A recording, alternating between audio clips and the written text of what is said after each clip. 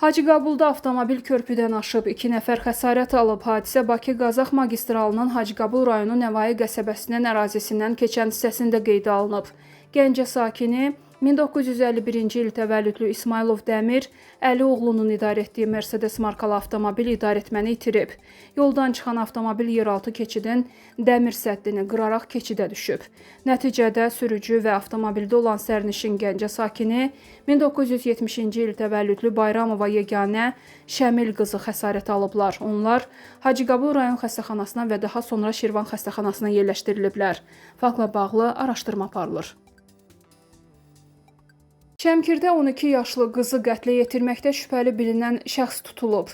Yeniyetməyə 3 bıçaq zərbəsi vurulub. Polis əməkdaşlarının keçirdikləri müvafiq tədbirlər nəticəsində qətli törətməkdə şübhəli bilinən 16 yaşlı bacısı saxlanılıb.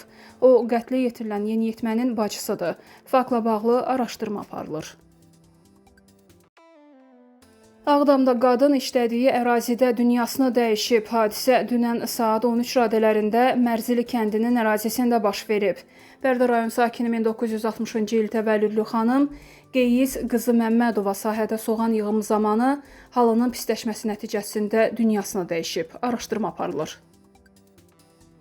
Azərbaycan Dövlət Aqrar Universitetinin gənc əməkdaşı vəfat edib. Beynəlxalq əlaqələr və əcnəbi tələbələrlə iş şöbəsinin mütəxəssisi Natəvan Quliyeva dünyasını dəyişib. Məlumata görə bir müddət öncə onun səhhətində ciddi problem yaranıb. Bakıda 2 nəfər dənizdə boğulub. Hadisələr Sabunçu rayonu Bilgəh qəsəbəsi ərazisində yerləşən çimərlikdə qeydə alınıb.